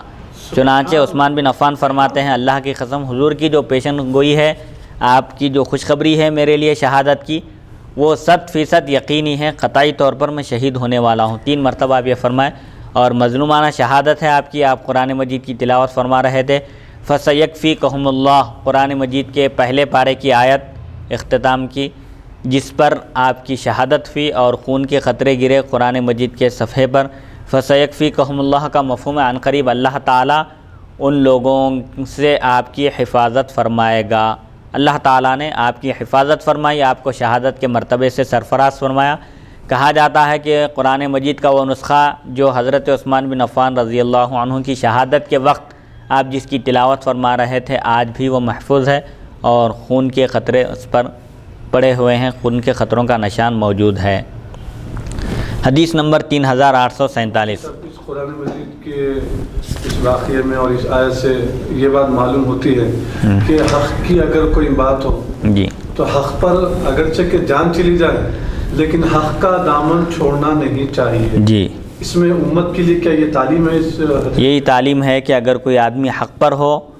اور اس کو تاکید کی گئی ہو، جیسا کہ خاص طور پر حضرت عثمان بن عفان رضی اللہ عنہ کو پہلے ہی اطلاع دے دی گئی تھی کہ آپ کو اللہ ایک قمیص پہنانے والا ہے، لوگ اس قمیص کو اتارنا چاہیں گے لیکن آپ شہید ہو جانا، لیکن قمیص نہیں اتارنا۔ اگر کوئی حق پر ہے تو اس کو اپنے حق کے لیے لڑنا چاہیے، اگر اس ضمن میں اگر وہ مر جائے تو اس کو شہادت کا مرتبہ ملے گا۔ حدیث نمبر 3847، حدثنا محمد بن بشار حدثنا عبد الوهاب الثقفي وحدثنا ایوب عن ابی قلابة عن ابی الاشعث الصنعانی ان خطبہ قامت بالشام وفيهم رجال من اصحاب النبي صلی اللہ علیہ وسلم فقال آخرهم رجل يقال له مرة بن كعب فقال لولا حديث سمعته من رسول الله صلی اللہ علیہ وسلم ما قمت وذكر الفتن فقربها فمر رجل مقنع في ثوب فقال هذا يومئذ على الهدى فقمت إليه فإذا هو عثمان بن عفان فأقبلت عليه بوجهه فقلت هذا قال نعم هذا حديث حسن صحيح وفي الباب عن ابن عمر وعبد الله بن حوالة وكعب بن عجرة۔ حضرت ابو الاشعث صنعانی سے روایت ہے کہ چند خطبہ شام میں کھڑے تھے، تقریر کرنے والے ملک شام میں کھڑے تھے، ان میں کئی صحابہ کرام بھی موجود تھے۔ آخر میں حضرت مرہ بن کعب کھڑے اور فرمایا اگر میں نے نبی اکرم صلی اللہ علیہ وسلم سے ایک حدیث نہ سنی ہوتی تو کھڑا نہیں ہوتا، میں آج تمہارے درمیان جو کھڑا ہوں اس کی وجہ یہ ہے کہ میں نے نبی اکرم صلی اللہ علیہ وسلم سے ایک حدیث شریف سنی ہے۔ حضرت صلی اللہ علیہ وسلم نے فتنوں کا ذکر کیا اور ان کا قریب ہونا بیان فرمایا۔ رسول اللہ صلی اللہ علیہ وسلم نے فرمایا کہ ان قریب فتنے رونما ہوں گے اور زیادہ وقت نہیں گزرے گا، فتنے بہت جلد رونما ہوں گے، ظاہر ہوں گے۔ اتنے میں ایک شخص وہاں سے گزرے، انہوں نے کپڑے سے اپنا سر لپیٹا ہوا تھا۔ جس وقت یہ صحابی آخر میں جو کھڑے ہو کر بیان کر رہے تھے، یہ بیان کر رہے تھے، اس وقت ایک صاحب کا گزر ہوا جو اپنے چہرے کو رومال سے ڈھانکے ہوئے تھے، ان کا چہرہ ڈھکا ہوا تھا رومال سے۔ تو آپ نے فرمایا اس فتنے و فساد کے دن یہ شخص ہدایت پر ہوگا۔ جو صاحب تقریر کر رہے تھے آخر میں ملک شام میں، وہاں سے مجمع کے سامنے سے ایک صاحب کا گزر ہوا جو رومال اوڑے ہوئے تھے، جن کا چہرہ نظر نہیں آ رہا تھا، صاف دکھائی نہیں دے رہا تھا۔ ان کی طرف اشارہ کر کے فرمایا کہ فتنے اور فساد کے زمانے میں یہ صاحب ہدایت پر ہوں گے۔ حضرت مرہ فرماتے ہیں میں نے اٹھ کر دیکھا آخر کون صاحب ہے وہ جن کا چہرہ نظر تو نہیں آ رہا ہے، شناخت نہیں ہو سکی کون ہے وہ صاحب جو عین فتنے اور فساد کے زمانے میں بھی ہدایت یافتہ ہوں گے۔ میں نے اٹھ کر دیکھا تو وہ عثمان بن عفان رضی اللہ عنہ تھے۔ حضور فرمائے فتنے کے زمانے میں بھی وہ ہدایت پر رہیں گے۔ پھر میں نے حضرت صلی اللہ علیہ وسلم کی طرف متوجہ ہو کر عرض کیا یہ شخص؟ آپ نے فرمایا ہاں یہی۔ یہ حدیث حسن صحیح ہے۔ اس باب میں حضرت عبداللہ بن حوالہ اور کعب بن عجرہ رضی اللہ عنہم سے بھی روایت مذکور ہیں۔ حدیث نمبر 3848، حدثنا محمد بن غیلان حدثنا حجین بن المثنى حدثنا لیث بن سعد عن معاویہ بن صالح عن ربیعہ بن یزید عن عبداللہ بن عامر عن النعمان بن بشیر عن عائشہ ان النبی صلی اللہ علیہ وسلم قال یا عثمان انه لعل الله يقمصك قميصا فإن أرادوك على خلعه فلا تخلعه لهم وفي الحديث قصة طويلة وهذا حديث حسن غريب۔ حضرت عائشہ صدیقہ رضی اللہ عنہا سے روایت ہے نبی اکرم صلی اللہ علیہ وسلم نے فرمایا عثمان ان قریب تمہیں اللہ تعالیٰ قمیص پہنائے گا، اگر لوگ اسے اتارنا چاہیں تو تم مت اتارنا، یعنی اللہ تعالیٰ تم کو خلافت سے سرفراز فرمائے گا، خلافت کی بھاری ذمہ داری تمہارے کندھوں پر ڈالی جائے گی، لوگ تم کو معزول کرنا چاہیں گے، ہٹانا چاہیں گے لیکن ہٹا نہیں سکیں گے، تم ہٹنا نہیں، لوگ ہٹانا چاہیں گے، خلافت سے معزول کرنا چاہیں گے، شہید ہو جانا اس راہ میں لیکن خلافت نہیں چھوڑنا۔ حدیث مبارک سے یہ بات ثابت ہو رہی ہے فقہ جی، یعنی بعض لوگ جو فقہ کا جو اعتراض کرتے ہیں امام اعظم، امام شافعی، امام مالک، امام احمد بن حنبل رحمۃ اللہ علیہ پر الزام لگاتے ہیں کہ یہ لوگ جو ہے نا حدیث نعوذ باللہ حدیث اور قرآن کی مخالفت میں اپنے خود سے جو ہے یہ مسائل نکالتے ہیں۔ اب دیکھیے حضور صلی اللہ علیہ وسلم مفتی صاحب یہ ارشاد فرما رہے ہیں اور لوگوں کو اس پر جو ہے خاص طور پر غور کرنا چاہیے کہ یہ خمیس سے مراد جو ہے خلافت چھیننے کی کوشش کریں گے جی۔ اب اس کا مفہوم جی لازمات ہے کہ محدث سے سمجھانے کے بعد تو سمجھ میں آئے گا نا جی، ورنہ خمیس سے مراد پھر کیا لیں گے آپ؟ جی یہاں پر قمیص سے مراد وہی خلافت کی ذمہ داری ہے، خلافت کی ذمہ داری ہے۔ تو ان احادیث سے فقہ کی بھی جو ہے اہمیت معلوم ہوتی ہے کہ حدیث کا ظاہری مفہوم اگر لیں گے تو معنی اور مفہوم واضح نہیں ہوگا، اس سے کیا مراد ہے یہ سمجھنا ضروری ہے۔ حدیث نمبر 3849 حدثنا احمد بن ابراہیم الدورقی حدثنا علاء بن عبد الجبار العطار الحارث بن عمیر عن عبید اللہ بن عمر نافع عن ابن عمر قال كنا نقول ورسول اللہ صلی اللہ علیہ وسلم حی ابو بکر وعمر وعثمان هذا حدیث حسن صحیح غریب من هذا الوجه يستغرب من حدیث عبید اللہ بن عمر وقد روی هذا الحدیث من غیر وجه عن ابن عمر۔ حضرت ابن عمر رضی اللہ عنہما سے روایت ہے، فرماتے ہیں نبی اکرم صلی اللہ علیہ وسلم ظاہری زندگی سے بقید حیات تھے کہ ہم کہا کرتے ابو بکر عمر اور عثمان رضی اللہ عنہم۔ یہ حدیث حسن صحیح ہے سند سے، یعنی عبید اللہ بن عمر کی روایت سے غریب ہے، حضرت عمر رضی اللہ عنہما سے دیگر سندوں سے بھی مروی ہے۔ اس حدیث شریف میں یہ بات بتائی جا رہی ہے کہ رسول اللہ صلی اللہ علیہ وسلم کی حین حیات، ظاہری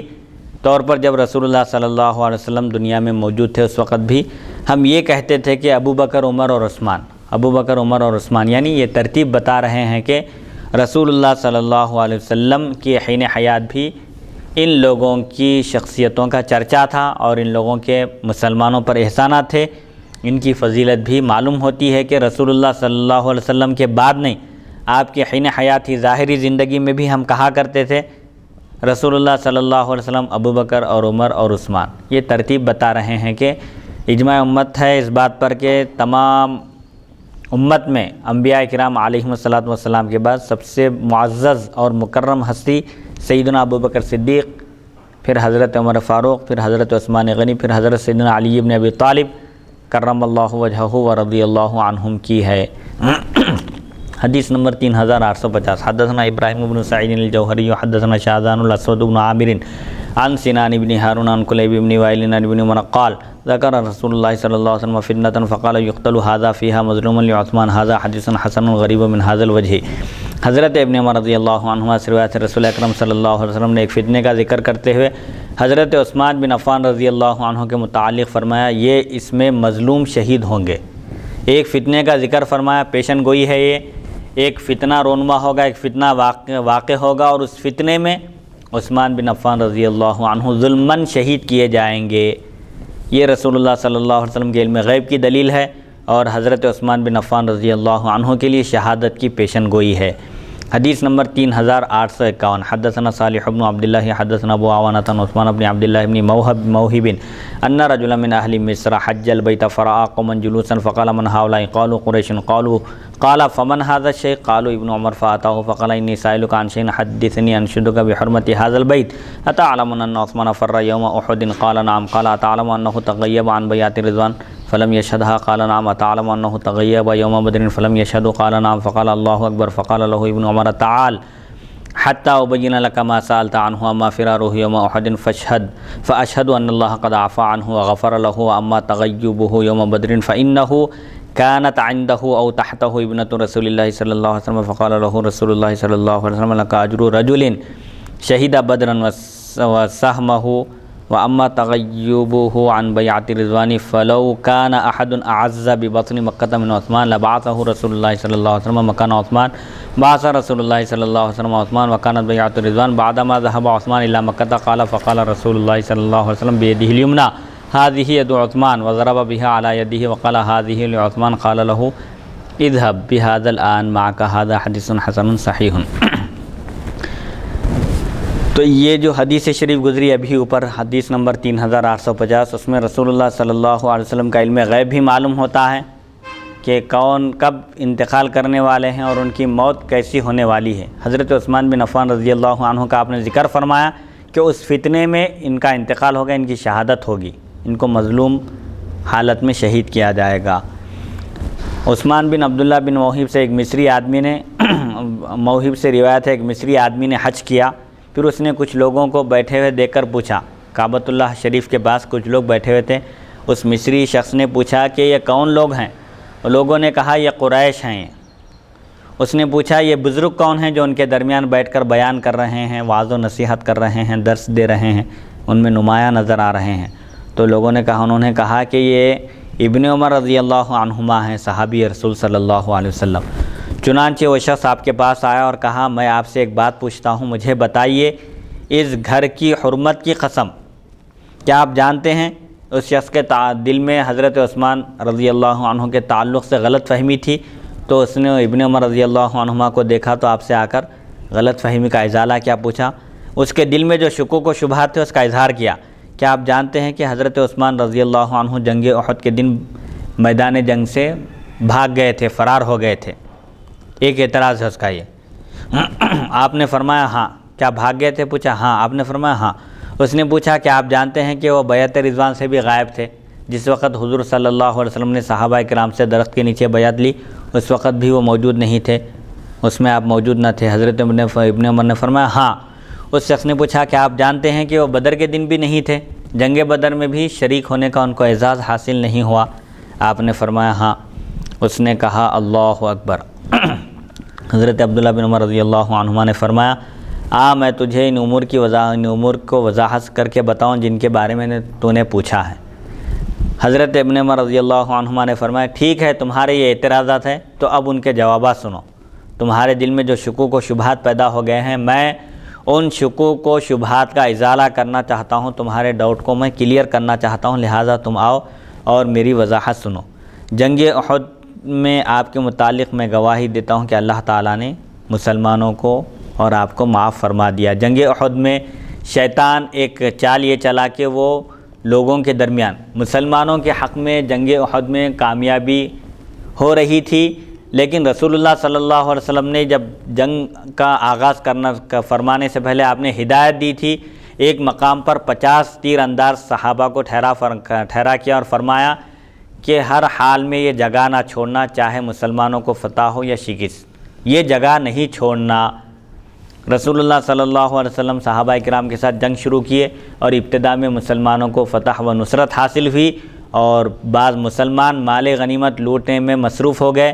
جس کی وجہ سے پہاڑ پر جہاں پر دشمن کے پیچھے سے حملہ کرنے کا اندیشہ تھا وہاں پر 50 لوگوں کو 50 تیر اندازوں کو متعین کیا گیا تھا۔ انہوں نے دیکھا کہ مسلمانوں کو فتح و نصرت مل گئی ہے اور مسلمان مال غنیمت اکٹھا کرنے میں لگ گئے ہیں،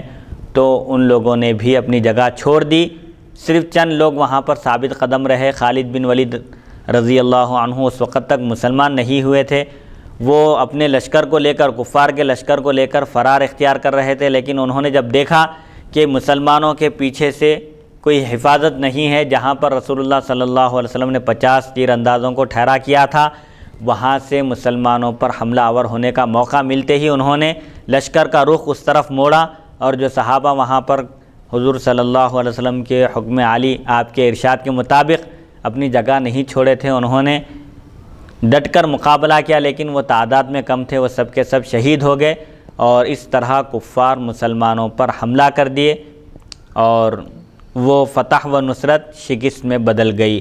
تو اس موقع پر اس وقت بھگدڑ مچ گئی، تو ایسے موقع پر بعض صحابہ کرام، ظاہر بات ہے ایک جنگ کے موقع پر جب ایسی بھگدڑ مچ جاتی ہے اور کچھ سمجھ میں نہیں آتا، تو اس وقت ہر ایک شخص اپنی حفاظت کے لیے کوئی جگہ تلاش کرتا ہے، راہ فرار اختیار کرتا ہے، بھاگتا ہے۔ تو ایسے موقع پر عثمان بن عفان رضی اللہ عنہ نے بھی اپنی حفاظت کے لیے آپ نے اپنی حفاظت کا طریقہ اختیار کیا، جس کے لیے آپ میدان جنگ میں ہی دوری اختیار کیے۔ تو حضرت ابن عمر فرماتے ہیں اللہ تعالیٰ نے احد کا ذکر کر کے سورہ آل عمران میں فرمایا کہ وَلَقَدْ عَفَا اللَّهُ عَنْهُمْ، اللہ تعالیٰ نے ان کو درگزر کر دیا، معاف فرما دیا۔ جب ایک غلطی ہو گئی انسان سے اور اس کی معافی ہو گئی ہے تو پھر اس غلطی کا ذکر کرنے کی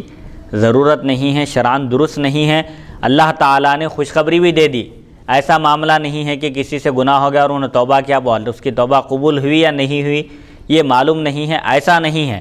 جنگ احد میں جو صحابہ کرام تھے اللہ تعالیٰ نے سب کے لیے عام معافی کا اعلان فرمایا، وَلَقَدْ عَفَا اللَّهُ عَنْهُمْ، تاکید کے ساتھ فرمایا کہ اللہ نے ان کی مغفرت فرما دی، ان کو درگزر کر دیا، معاف فرما دیا۔ لہٰذا حضرت عثمان بن عفان رضی اللہ عنہ بھی انہی صحابہ میں سے ہیں جن کو اللہ تعالیٰ نے معاف فرما دیا۔ اللہ معاف کرنے کے بعد بندے کو کوئی اختیار نہیں ہے کہ وہ سرزنش کرے، گرفت کرے یا نکتہ چینی کرے۔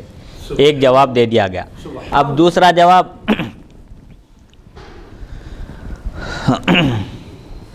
جنگ بدر سے غائب رہنے کی وجہ یہ تھی کہ رسول اکرم صلی اللہ علیہ وسلم کی صاحبزادی ان کی زوجیت میں تھی۔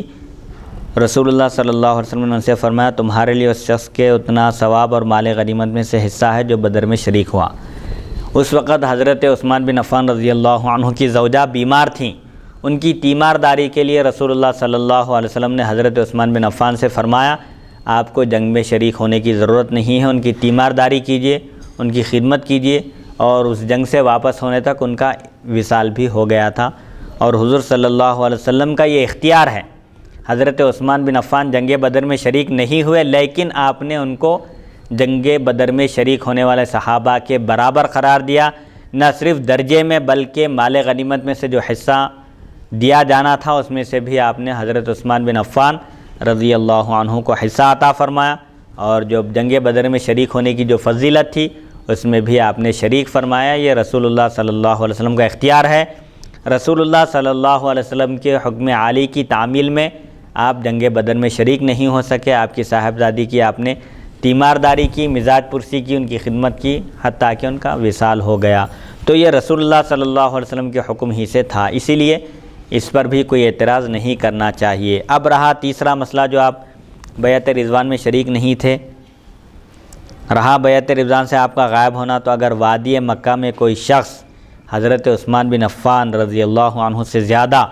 معزز مکرم ہوتا تو رسول اللہ صلی اللہ علیہ وسلم اس کو ہی حضرت عثمان بن عفان کی جگہ بھیجتے۔ قریش کے پاس سفیر کی حیثیت سے جب بھیجا گیا تو عثمان بن عفان کو بھیجا گیا، اس لیے کہ آپ کا ایک مقام و مرتبہ تھا قریش کے درمیان، آپ کی شخصیت معزز اور مکرم تھی۔ اسلام قبول کرنے سے پہلے بھی قریش آپ کو احترام کی نگاہ سے دیکھتے تھے، اسی لیے آپ صلی اللہ علیہ وسلم نے ان کو منتخب فرمایا اور روانہ فرمایا۔ وہاں موجود نہیں تھے اس لیے شریک نہیں ہو سکے، وہاں رہتے ہوئے اگر بیعت رضوان میں شریک نہ ہوتے تو تب نکتہ چینی کی جا سکتی تھی، لیکن وہاں پر آپ موجود ہی نہیں تھے، آپ رسول اللہ صلی اللہ علیہ وسلم کے حکم کی تعمیل میں مکہ مکرمہ گئے ہوئے تھے، لیکن آپ نے حضرت عثمان کو بھیجا اور آپ کے مکہ مکرمہ جانے کے بعد یہ بیعت ہوئی۔ جانے سے پہلے بیعت ہوتی تو ضرور شریک ہوتے تھے۔ رسول اکرم صلی اللہ علیہ وسلم نے اپنے دائیں ہاتھ کے بارے میں فرمایا یہ عثمان کا ہاتھ ہے، پھر اسے دوسرے ہاتھ پر مارا اور فرمایا یہ عثمان کے لیے ہے۔ اس کے بعد حضرت ابن عمر نے اس شخص سے فرمایا اب تو ان باتوں کو اپنے ساتھ لے جا، یہ حدیث حسن صحیح ہے۔ تو حضرت ابن عمر رضی اللہ عنہما نے حضرت عثمان بن عفان رضی اللہ عنہ پر جو اعتراضات ہوئے تھے ان کے آپ نے تشفی بخش جوابات دیے، اور یہ بھی ہدایت فرمائی اس شخص سے کہ تم ان باتوں کو اپنے بعد والے لوگوں تک پہنچا دو جن کے دلوں میں شکوک و شبہات ہیں، ان شکوک و شبہات کو دور کرو اور میرے اس پیغام کو دوسروں تک پہنچا دو۔ حدیث نمبر 3852، حدثنا الفضل بن ابی طالب البغدادی وغیر واحد قالوا حدثنا عثمان بن ظفر حدثنا محمد بن زیاد بن محمد بن عجلان عن ابی الزبیر عن جابر قال اتى النبي صلی اللہ علیہ وسلم بجنازۃ رجل ليصلي فلم يصلي عليه فقيل يا رسول الله ما رأيناك تركت الصلاة على احد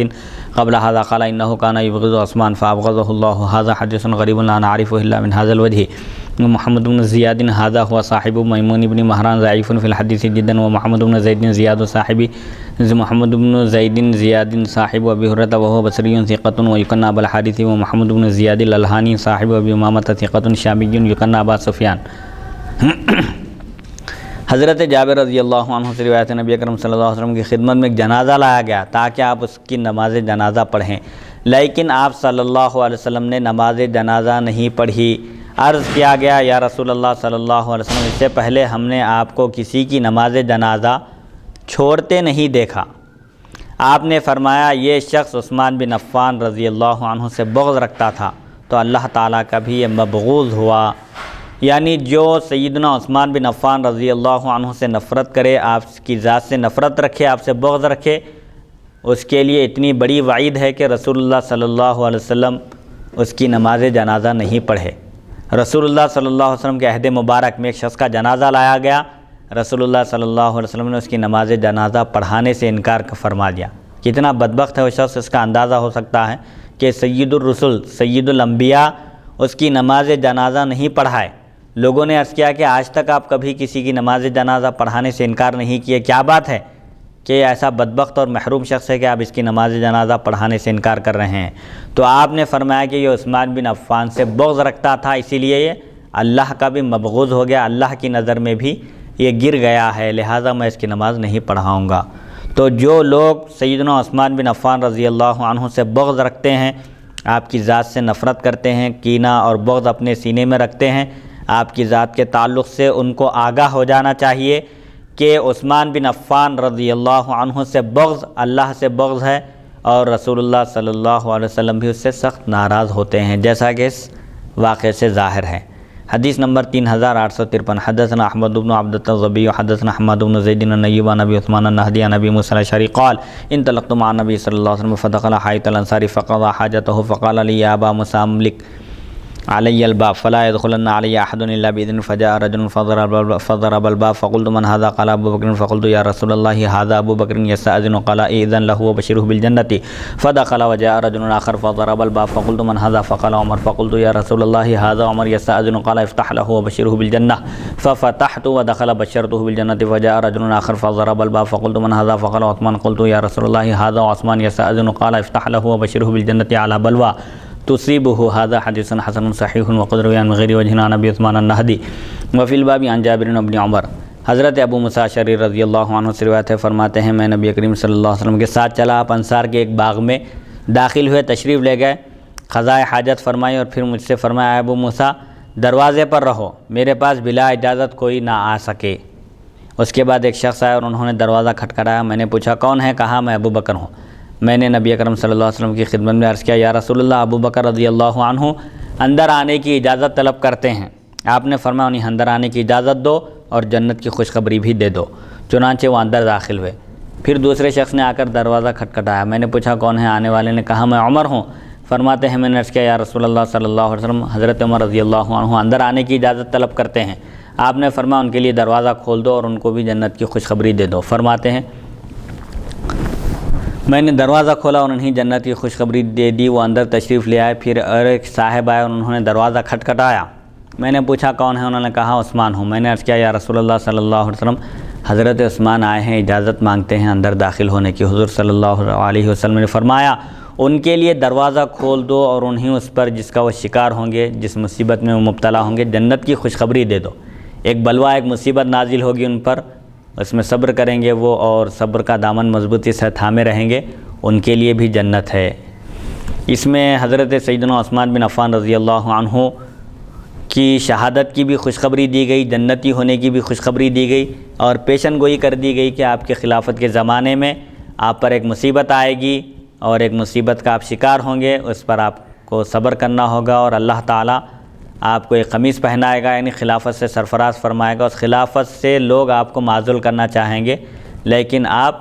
ہرگز اس قمیص کو نہیں اتارنا حتیٰ کہ آپ اگرچہ کہ آپ کو شہادت کی منزل سے گزرنا پڑے، ہٹا دینا چاہیں گے۔ حدیث نمبر 3854 حدثنا سفیان بن وکیع حدثنا ابی و یحیی بن سعید بن اسماعیل بن ابی خالد بن قیس حدثني ابو سہلة قال لي عثمان يوم الدار ان رسول اللہ صلی اللہ علیہ وسلم قد عهد الي عهدا فانا صابر عليه هذا حدیث حسن صحیح لا نعرفه الا من حدیث اسماعیل بن ابی خالد۔ حضرت ابو سہلہ رضی اللہ عنہ سے روایت ہے، فرماتے ہیں حضرت عثمان بن عفان رضی اللہ عنہ نے محاصرے کے دن مجھ سے فرمایا، جس وقت لوگوں نے آپ کے گھر کا محاصرہ کر لیا تھا، آپ نے مجھ سے فرمایا مجھ سے نبی اکرم صلی اللہ علیہ وسلم نے ایک عہد لیا اور میں اس پر صابر ہوں۔ وہ عہد کیا تھا؟ رسول اللہ صلی اللہ علیہ وسلم نے فرمایا تھا کہ اے عثمان، اللہ تعالیٰ تم کو ایک قمیص پہنانے والا ہے، لوگ اس قمیص کو اتارنے کی کوشش کریں گے لیکن تم اس قمیص کو ہرگز نہ اتارنا۔ تو اس عہد پر میں صبر کر رہا ہوں، قائم ہوں میں، اگرچہ کہ اس عہد کو پورا کرنے میں، اس عہد کی حفاظت میں میری جان ہی کیوں نہ چلی جائے۔ سبحان اللہ۔ یہ صحابہ کرام کا جذبہ ایمانی اس میں معلوم ہوتا ہے کہ وہ رسول اللہ صلی اللہ علیہ وسلم کے عہد و پیمان کے کس قدر پابند تھے کہ اپنی جان کی بھی پرواہ نہیں کرتے تھے۔ الحمدللہ حضرت عثمان بن عفان رضی اللہ عنہ کے فضائل اور مناقب کا آج بیان شروع ہوا تھا۔ آج کی نشست حدیث نمبر 3840 سے شروع ہوئی تھی۔ الحمدللہ حدیث نمبر 3854 پر آج کی چھٹی نشست کا اختتام ہوتا ہے۔ اللہ تعالیٰ سے میں دعا کرتا ہوں کہ اللہ تعالیٰ ہم کو سننے اور سنانے سے زیادہ احکام شریعت پر عمل کرنے کی توفیق عطا فرمائے، اور حضرت سیدنا عثمان بن عفان رضی اللہ عنہ کا جو جذبہ تھا اور جو شوق تھا اور اللہ اور اس کے رسول کو راضی کرنے کی جو ادا تھی، ان کی جو خصوصیت تھی، اللہ تعالیٰ اس کا کچھ حصہ ہم کو بھی عطا فرمائے اور آپ کی محبت ہمارے دلوں میں ڈال دے، اور اللہ تعالیٰ ہم کو آپ کی محبت پر ثابت قدم رکھے اور آپ کی محبت پر ہمارا خاتمہ فرمائے۔ صلی اللہ تعالیٰ علی خیر خلقہ سیدنا محمد و آلہ و صحبہ اجمعین والحمد للہ رب العالمین۔